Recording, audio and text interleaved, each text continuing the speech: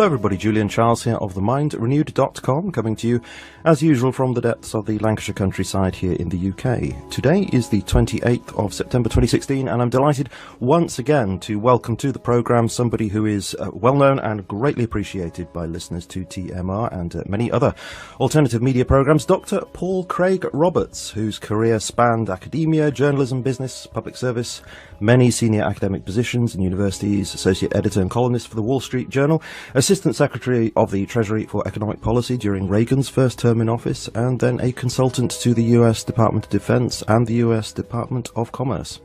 Dr. Roberts, thank you once again for joining us on the show. Well, Julian, it's always pleasant to speak with you. It's always a privilege to be able to speak with you, Dr. Roberts. So we're going to be talking today about the ongoing situation in Syria and the prospects for war as you see them. And I'm responding here really to a short article that you posted last week at paulcraigroberts.org, which you called, quote, "Finally, the Russians have caught on that negotiation with Washington is pointless," end quote. And in that you call for the people in the West to wake up to what our so-called leaders are doing, lest there be a third world war. And you draw specific attention to an article that analyzes the words of Russian Foreign Minister Sergei Lavrov at a recent meeting of the UN Security Council, and which he basically says that the so-called ceasefire agreements are now pretty much off the table for discussion. So I wanted to begin by asking you, why is Lavrov saying that they're off the table now? Well, there was the American attack on the Syrian army position. It was a known position.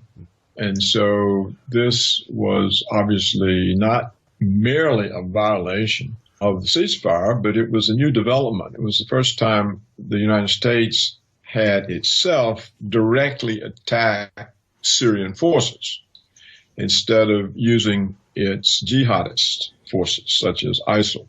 So that was not only a violation, but it was an escalation of the conflict. It was a statement by Washington to the Russians that Washington was now directly entering the conflict and that Russia in the future might actually face American forces, either in the air or on the ground. And then we had the Turkish-U.S. Invasion of northern Syria. So the country is now petitioned.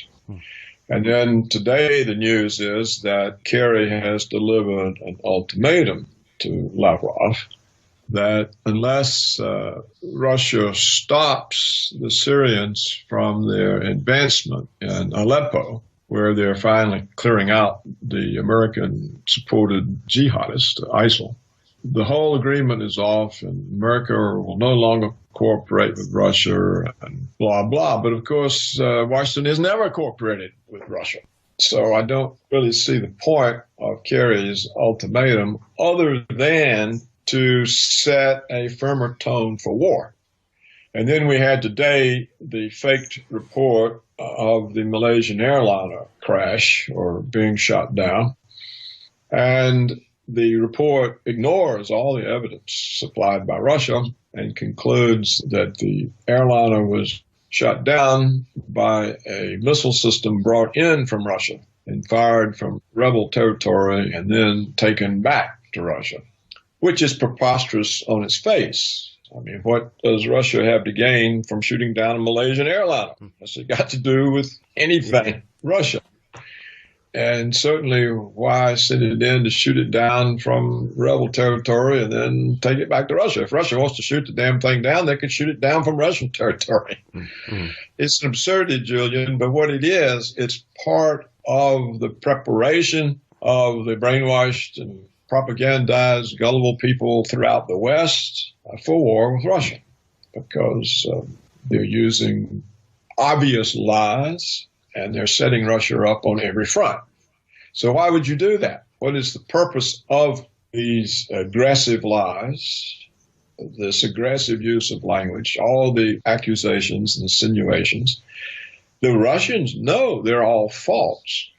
And so what is the effect on the Russians? I'm talking about the Russian government. The effect on them is it looks like they're getting ready to attack us. It's a very dangerous situation. Absolutely. Do you think the hope in Washington is that Russia will essentially back down? I think that may be part of it, but you see, if it is, it comes from a lot of hubris and arrogance. Because if the assumption is we're going to threaten them with war and they'll back down, but what if they don't back down? If that's what it is, an effort to get Russia to comply and allow Assad to be removed, that's what Washington is really demanding.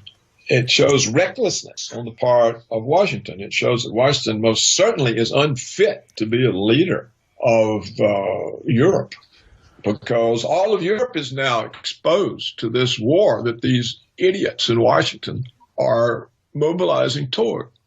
And the Europeans all sit there, oh, good, the Americans will save us, blah, blah. I mean, it's mindless to me. I don't see any intelligence anywhere in the Western world. I'm talking about in the political leaders, the media. I just don't see it. Do you think that Russia really does, again, Russian government, really does perceive the recklessness of Washington? And I say that because in one of your articles you say that the Russian government deceived itself with a fantasy belief that Russia and Washington had a common cause in fighting ISIS. So, if they're deceiving themselves, if that's true what you say, then that suggests that they're not really understanding what you call the recklessness of Washington. Well, they didn't, but they do now, I think. I mean, Lavrov has said it's really pointless. Negotiating with the Americans, they never keep the agreements. And now I think they see such extreme misrepresentations that they have to know diplomacy is useless. I think the Russians probably known this for a long time, but they are unwilling to deny diplomatic efforts because that means force confronts force. So they have replied to Washington's aggression with diplomacy. And I think they've done that in a very responsible way in order to avoid conflict. They don't reply in kind. But I think now they see that this sort of sensible policy on their part has simply been used by Washington in order to set them up further. Do you think in the past, well, up to this point, that they've been kind of calling Washington's bluff? In the sense of, Washington says it's all about removing ISIS, so has Russia been saying, okay, that's what it's about, so now join with us to fight ISIS? It's kind of call your bluff on it, but now that's not going to work. I don't think they were calling our bluff. I think they were actually hoping that the war on terror, Washington's war on terror, was real, and that it would lead to cooperation between Washington and its European vassal states with Russia against the terrorists, and that this would then be a development that would unify their interest and cool down the tensions. So I think that this was a very responsible and proper diplomatic policy for the Russians to take. I don't know if they understood all the risk of it.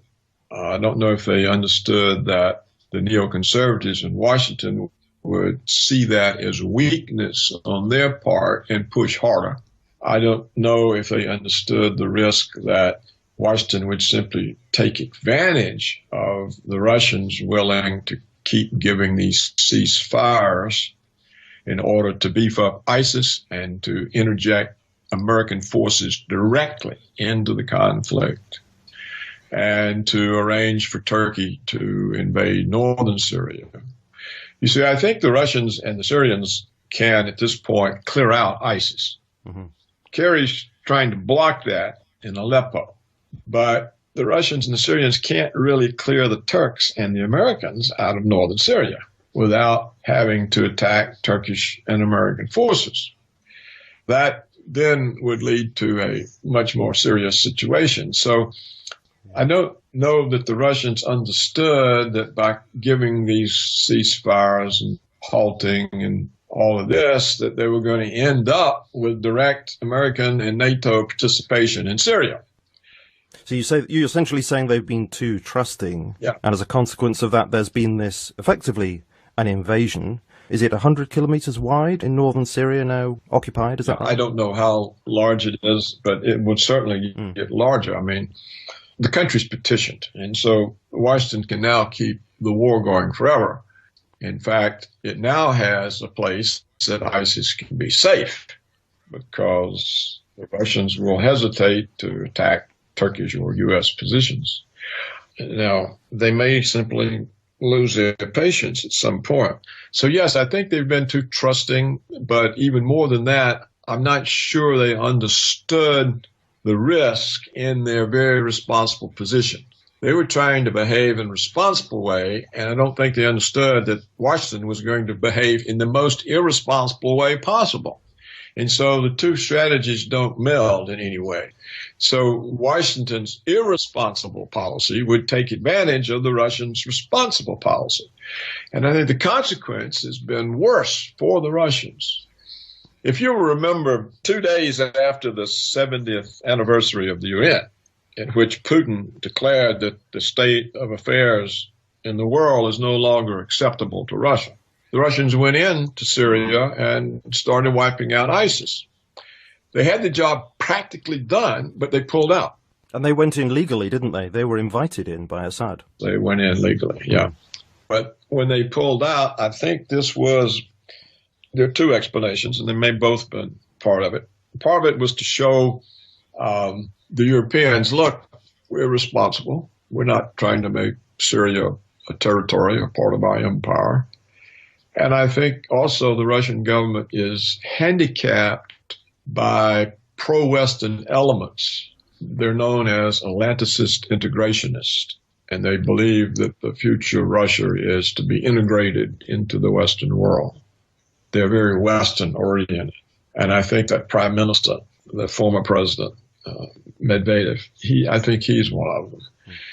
But they hold certain positions, and it seems that Putin kind of balances them with the more hard-cast characters who are tired of putting up with the United States and the West. And so I think that's a constraint also on Putin's decision-making. I think these Atlanticist integrationists, they are the most deluded people. And they probably exercise a lot of pressure toward trusting the West, which I think a number of the Russian government officials know is pointless. And I think when Lavrov more or less said that, it shows a change in temperature in Russia. Now, on the other hand, I'm convinced the Russians don't want a war. So whether they will give up, sacrifice something in order to avoid war, that remains to be seen. But I think it's very irresponsible for Washington, the British, the Germans, the French, the Canadians, the Australians, the Danish. Can you imagine tiny little Denmark getting involved in something like this? I mean, they could be wiped off Earth in 10 seconds. When you see these people behave so irresponsibly in provoking a major military power armed to the teeth with nuclear weapons, you have to wonder if there is any intelligence anywhere in the Western world that can affect anything. Certainly not the media, certainly not in the governments, apparently not even in the big organizations. So when you have this type of situation, you have to say war is very possible. And one thing that really concerns me about this is as NATO troops get more and more involved, as surely they will do, and this area that's been invaded expands further, then it seems to me, I don't know whether you agree, that, the mainstream media will make a propaganda coup out of this and say that, well, Russia is not being involved in fighting terrorism anymore. They're not joining with the international community. They're being very selfish and looking after their own concerns and looking after Syria's concerns. And the bigger this occupation becomes and the more NATO gets involved with it, it's going to create even a greater bifurcation than we already have. Exactly. You're right. That's exactly what is happening. That's Washington's strategy. I use the phrase international community there, ironically, because I know it's a propaganda phrase in itself. It's a propaganda. Chomsky often points that out, yeah. I wanted to ask you about the rebels and the terrorists, as they're variously labelled. You also write the Russian government even went along with the pretense that the various ISIS groups operating under various pen names were moderate rebels who could be separated from the extremists. So are you saying here that there are no moderate rebels, or are you just saying it's very difficult to distinguish between who is who, because there are so many different groups? There are not any. It's just a made-up thing that Washington was using. All the so-called rebels in Syria were sent there by Washington from Libya. These are the people Washington used to overthrow Gaddafi.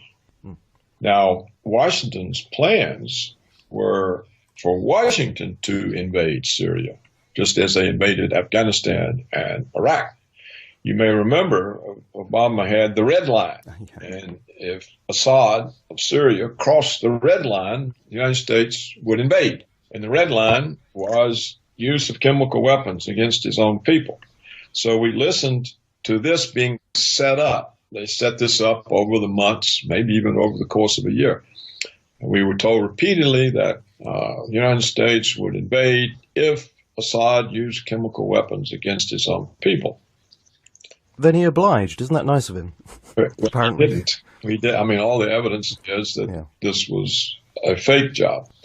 So when we got these weapons to go off, then we said, he's crossed the red line, we're going to invade.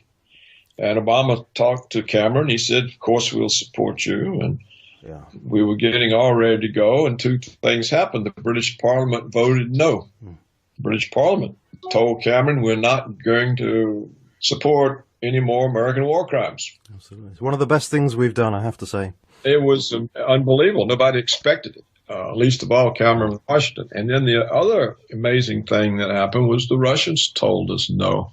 They said, you're not going to do that. We'll handle it diplomatically. We'll take all the chemical weapons out of Syria.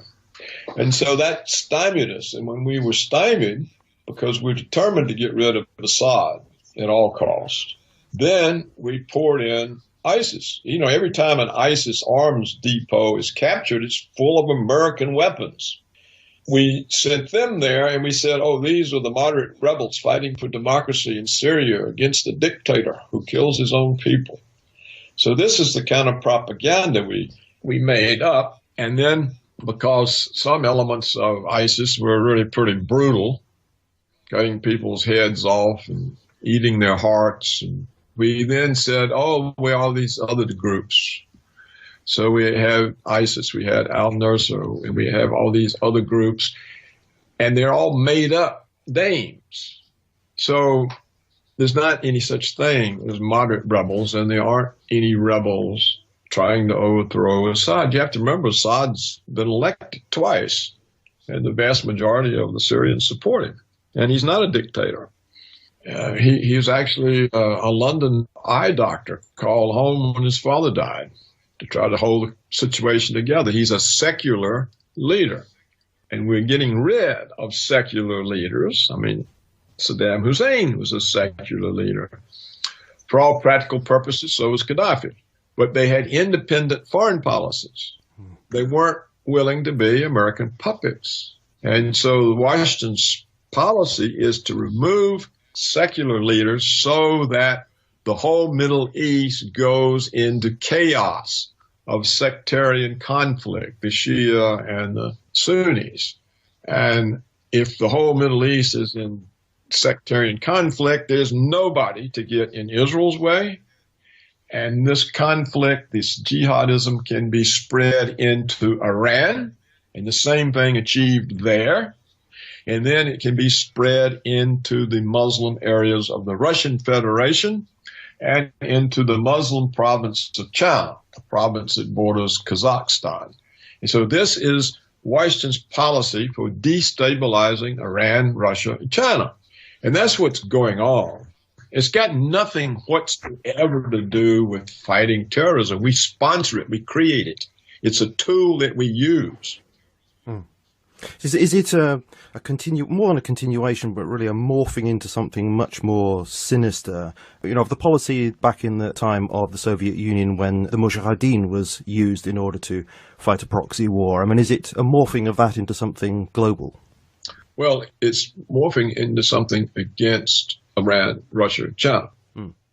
What are the countries that the United States doesn't really dominate their policy? It was Libya. It was Saddam Hussein, Iraq, it's Syria, it's Iran, it's China, it's Russia.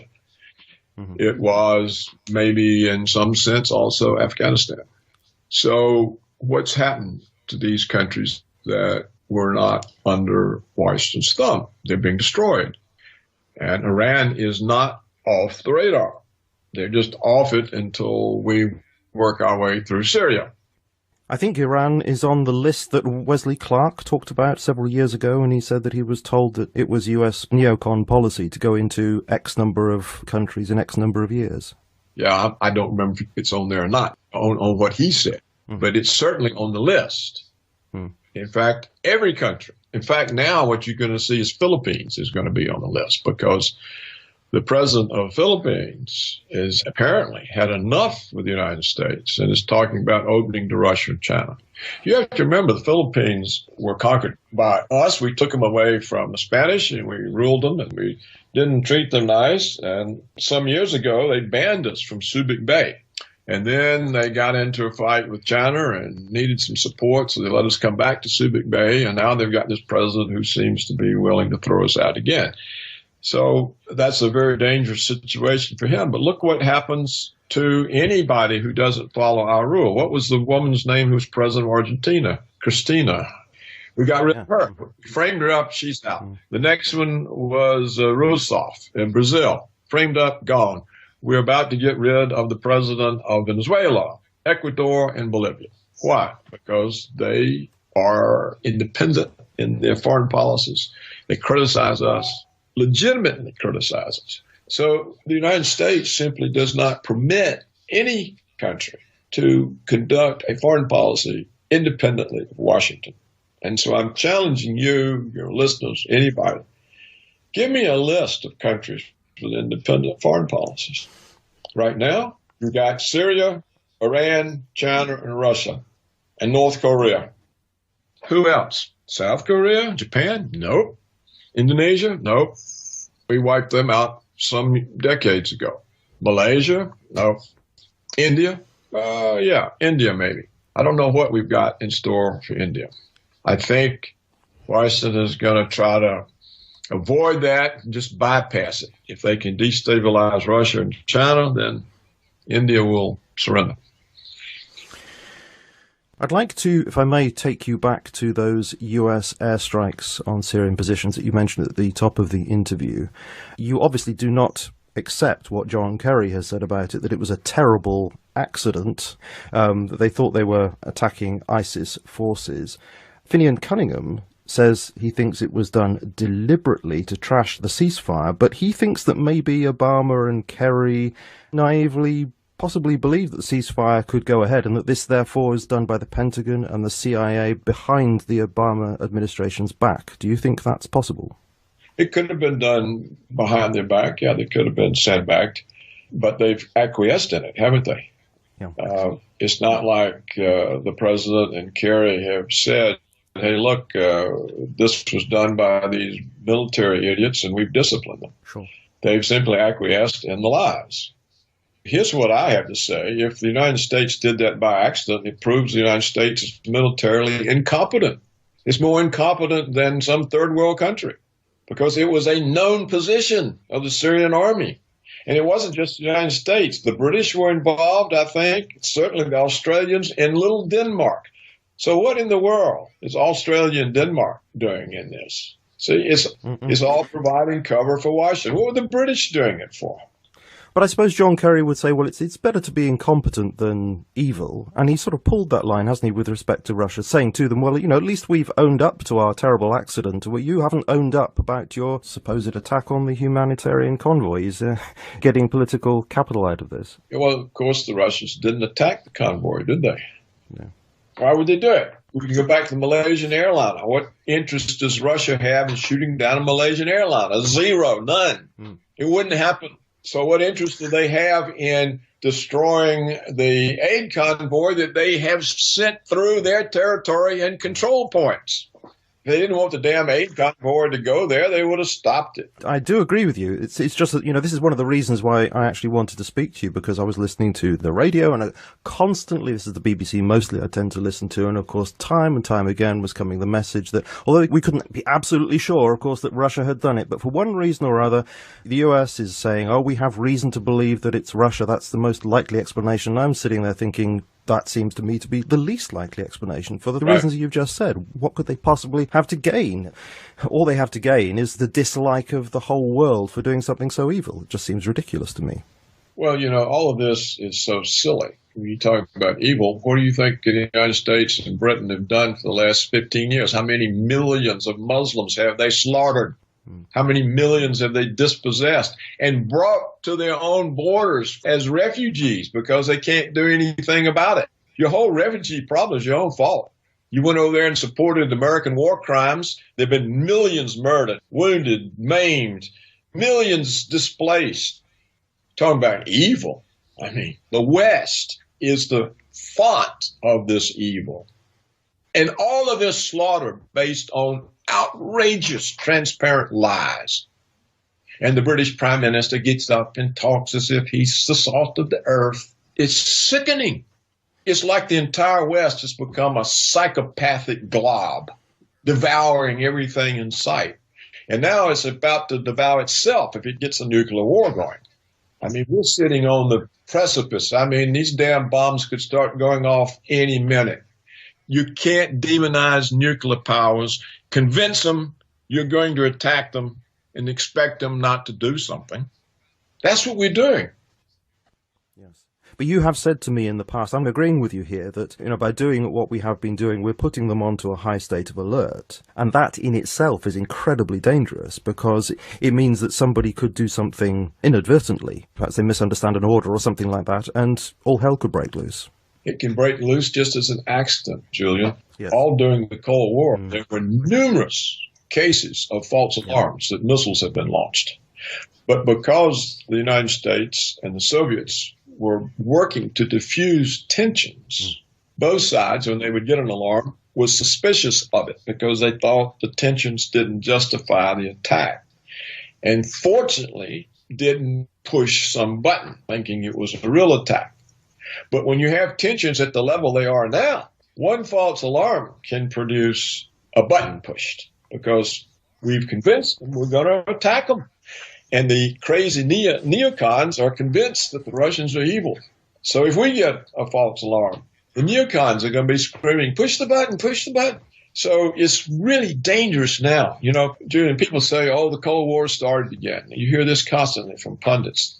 I wish the Cold War would come back, because the Cold War was very carefully managed. Tensions were reduced. We've got the opposite of a Cold War. We've got tensions increased beyond any level they ever existed before. What you say about this situation brings to mind James Douglas's book, JFK, The Unspeakable, where he talks about John Kennedy and Khrushchev being in secret communication in order to try and restrain both of their military who were wanting to behave in a heated way. But there isn't that now, is there? No. There isn't that understanding between leaders at all. No, there's not. And that's why Kennedy was killed, because the CIA and the Joint Chiefs thought he was soft on communism, and he was selling out America behind their backs by talking to this Soviet commie. And we can't trust him. He'll sell out America. And this is why he was assassinated.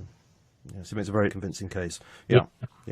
Can I bring you back to, we were talking about various factions in Syria and to what extent they're real, imaginary, etc. One thing that keeps coming up in the news, and of course this has to do with, the memes of good and evil and the like, this is the white helmets. They're always appealed to as being the epitome of good, and no doubt they do a lot of good, but nevertheless, they're constantly appealed to as having the on-the-ground information about what's happened. And of course, because they represent good, it's very hard psychologically for anybody to disagree with what they say. So my question to you is, I mean, Assad believes this. Do you also agree that the white helmets are being used politically in this way to mold people's minds around a particular narrative? Of course, that's their function. That's why they're there. Okay, well, that answers that one, certainly. I wanted to ask you a few more things, actually, about the Assad interview, which you posted a link to on your site, which I thought was actually very interesting. And I have to say, he came across in that interview as a very reasonable man. I have heard him speak before. Nothing about the way he behaved made me think this person is insane or a monster, but that seems to be what we're required to believe in the mainstream media. He talks about barrel bombs. The Associated Press chap brought that up, and he was saying basically that barrel bombs are a kind of propaganda meme in the media because basically a bomb is a bomb. Has he got a point there? Of course, yeah. Yeah, everything he said was a point, and it was hard for me to tell whether the Associated Press reporter was just completely brainwashed and asking these questions because of his own ignorance, or whether he was asking the questions to let Assad show the falsity of the various charges. That's how it came across. It came across this guy as really not making a fool of himself. He's suspicious of the propaganda and is giving Assad the chance by directly confronting him with all the lies to deal with it. And I thought it was an outstanding job by Assad. Imagine any Western leader being able to respond to such a collection of hostile questions with such aplomb, such poise, such complete control of the conversation and the answers. I mean, Assad was never on the defensive for one word. That's true. Yeah, he was asked, as you say, some incredibly difficult questions. Loaded questions. Yeah, absolutely. Was he ordering the bombing of civilian targets, hospitals and the like? And basically his answer was, well, that would be a foolish thing to do, wouldn't it? It would put his own people against him. And I thought, well, yeah, again, you've got a point there. Why would one do such a thing? I mean, this is the constant theme that comes to my mind when I'm hearing about Syria. Why would they do this? Why would they do that? See, what we need to ask is the opposite kind of question. Why is Washington and its European vassals telling us such blatantly obvious lies? Why? What is the purpose of all these false charges? It has to be to justify war. There's no other possible answer, is there? I agree. It must be to justify making motions towards war, but presumably in the hope that the other side will back down. I mean, that has to be surely in their mind. They can't actually want to have a thermonuclear war. That doesn't make sense to me either. Well, some of them do want it. Really? Some of them think you can win it.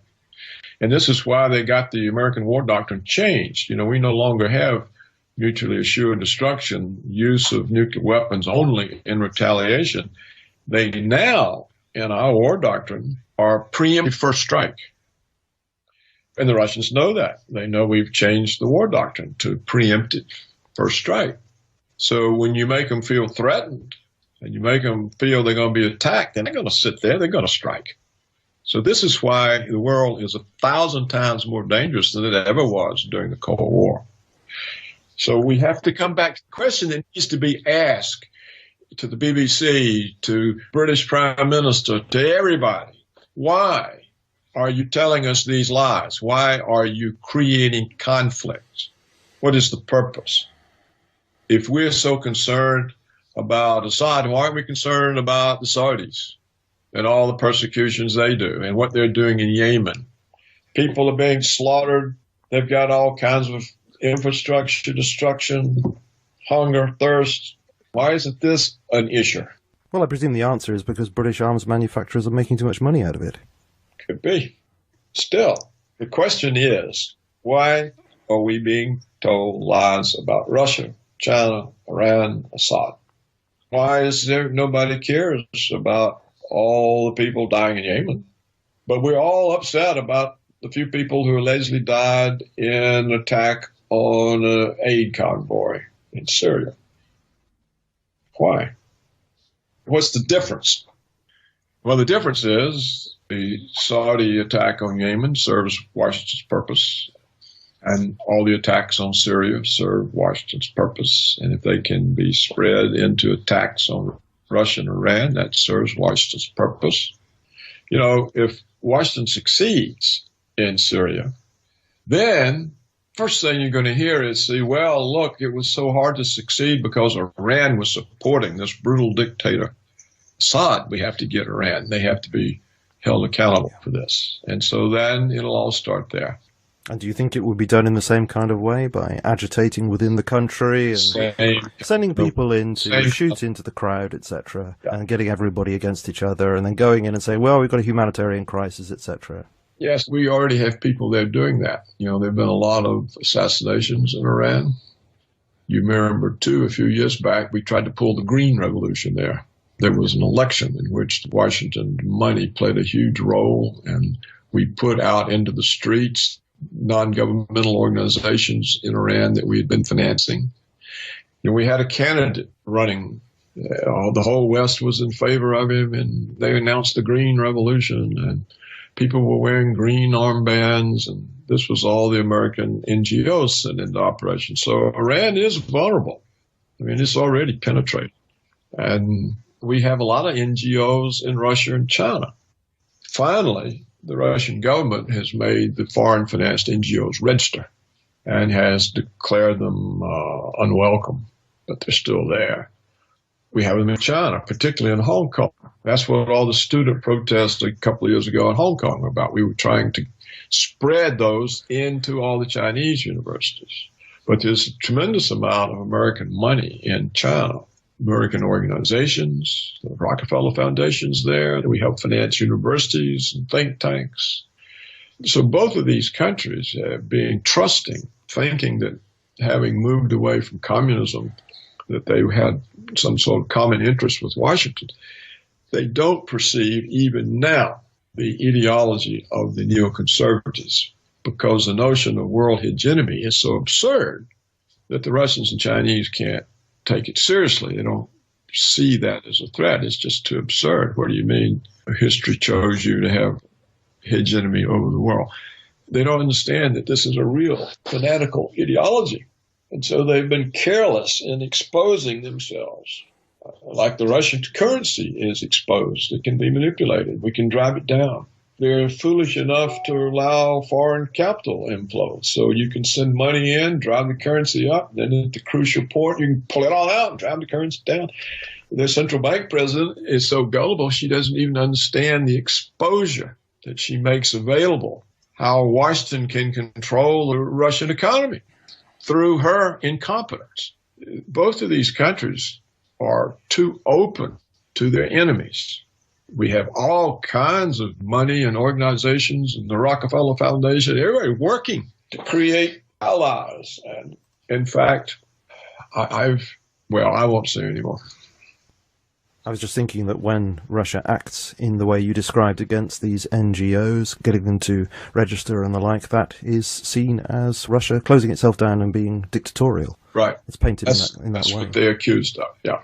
In other words, if you don't let these crowds run through the streets and demand overthrow of the government and all of that, and they were all financed by Washington, in fact, the whole West, but mainly Washington and the German Marshall Fund. And there were 1,000 Western-financed NGOs operating in Russia. Right. Unregistered. I don't know how many are in China, but let me tell you what happens in China. An American company goes in, has a plant there. It creates a domestic board, a regional board. Now, the company is run from the board in the U.S., but it creates a fake board and puts on there the relatives of the local and regional Communist Party officials, pays them enormous sums. This then corrupts the local and regional Communist Party officials and gives them an interest different from the Central Party officials. They become allied with the Western firms, paying their relatives enormous sums of money. This is the way Washington subverts countries. It's how we're subverting China. We do the same thing in the universities. The Chinese and Russian economists are essentially all neoliberals because they're trained in the Western tradition. So essentially, all of their recommendations set their countries up for manipulation by Washington. And a number of times in the interview you have used the word neoconservative, and in your article you say that what's needed and needed quickly, and I'm going to quote from you, is the criminal neoconservatives must be immediately removed from power in Washington before the insane fools start World War III. You say the CIA and the Pentagon must be put under tight constraints, and the European governments need immediately to disband the NATO alliance. So my question to you here is, well, how is any of that possible? It's not. That's why we're going to head right straight into World War III. Do you see... But people always say, tell us what to do. Well, I told them, that's what you got to do if you want to avoid the war, and you can't do it. Yeah, but do you see any hope?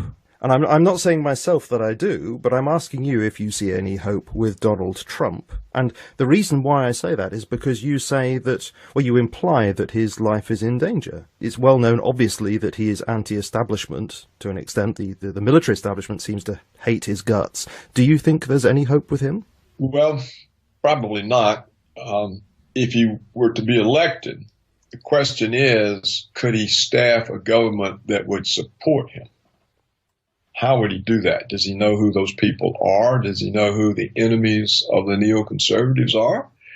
Does he know the people who don't believe in American world hegemony, who would conduct a different foreign policy?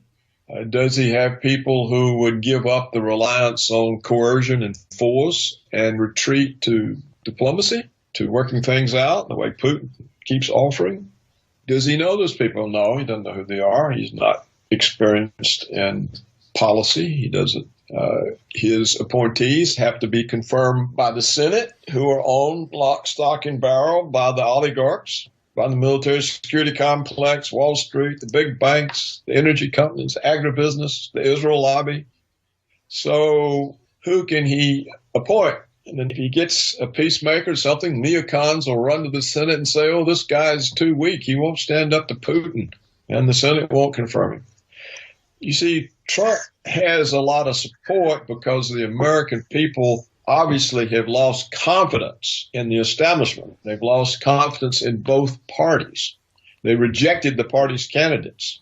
All the Republican establishment candidates, they were wiped out by Trump, despite the media doing everything they could to destroy Trump. On the Democratic side, actually, Bernie Sanders won the nomination. It just wasn't given to him. It was stolen from him. So all those people know it was stolen from him. I doubt they're going to vote, all of those Democrats, I doubt they're going to vote for Hillary. So if Trump doesn't win, it's because they've rigged the voting machines. They're all electronic. There are no paper trails. You can't tell how they're programmed because it's proprietary information. It's secret. So if Trump doesn't win, we'll know it was stolen. If he does win, the question is, who staffs his government? How does he produce a government that will follow him rather than the powerful oligarchies? No, but isn't it possible that he could produce a kind of dysfunctional government? It sounds like a strange thing to hope for, but isn't it possible that it could be dysfunctional so that nothing can actually get done? Wouldn't that be a better situation than we have now? You told me earlier that Finian Cunningham put forward the explanation, which is plausible, that the CIA and the Pentagon decided to do one thing and not pay any attention to the president and the Secretary of State. So how does Trump control that? Yeah. He doesn't. I don't think the president of the United States was responsible for the Gulf of Tonkin lie that we used to start the Vietnam War. I don't think the president was in on that. He's just sandbagged. They tried to sandbag John F. Kennedy with the Bay of Pigs. They produced a situation where they were convinced he would have to send in the American Air Force, and he didn't do it. So, they do whatever they want to do, and you have to have a government. There are a couple hundred assistant secretaries, and of those, there's probably 30 that are very important. They got more power than the president. If he doesn't have those 30 assistant secretaries on his side, he doesn't have a government. Okay, so you can't think then of anything that is going to stop this continual neocon push towards the edge of war? Nothing can stop it but the Europeans. Mm. The European political parties have got to say, the Americans, they've already ruined us with sanctions because all of our firms and farmers, everybody have been hurt because we can't do business with Russia. And now they're going to drag us into a war with Russia? What do we get out of that except death and destruction? And yeah, we like all the bagfuls of money that the Americans give us, but you can't spend it if you're vaporized. And so to hell with NATO. We're not participating in this. No more U.S. bases in Europe. No more forward bases on Russia's borders. We don't want anything else to do with you. Go home. Because if we let you stay here, we're going to all be dead. D-E-A-D. And until the leaders in Europe can reach that conclusion, there's nothing can be done. Can you think of anything that will actually lead European leaders to that conclusion? I mean, the only thing I can think of from what you're saying now is some sort of... People voting out all of the established candidates, like the Americans tried to do in the primaries we've just went through. When the Tories and the Labour stand for election, they get 0 votes. That's what has to happen. When Merkel stands for election, she gets 0 votes. Hollande, Sarkozy, 0 votes. Nothing else. Or else the Russians and the Chinese just have to surrender, which is possible. I mean, it's not Putin who's driving the world to the brink of conflict. He's sitting there taking all the insults and the affronts. He's not replying in kind. The Chinese raise their voice, but they don't take any threatening action. So they may say, well, look, these crazy Americans, they're going to kill everybody. It's better to be a vassal than to be dead. They may surrender. Well, as always, so often when we have these kinds of conversations, we do tend to end on a note which is obviously very concerning and a bit of a downer, but one of the reasons why I do like speaking to you, Dr. Roberts, is you tell the truth as it is, and you do not sweet talk it. And I think listeners genuinely do appreciate that. We are at this very, very dangerous juncture, and there aren't many options, and you've described a couple of things that could happen, and we have to work towards that in any way that we can, and pray towards that in any way that we can, in the hope that these things will in fact happen that you have described. Otherwise, we're looking at destruction. Well, Julian, just keep in mind, it's really way too late to be getting concerned. We should have been concerned a long time ago. What was the matter with people? So we'll see what the Russians and the Chinese do. Whether or not the world lives or dies, really, I think, will depend on whether or not they surrender. It won't depend on anything the West does, because the West has 0 judgment, 0 humanity, 0 morality.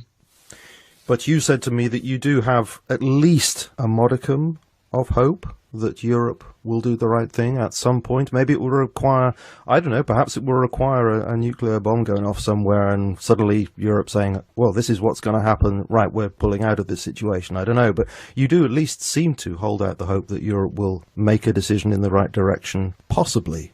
I think that's the only hope Putin has. That's why Putin takes all of this abuse. He's waiting on Europe to wake up. It's the only hope.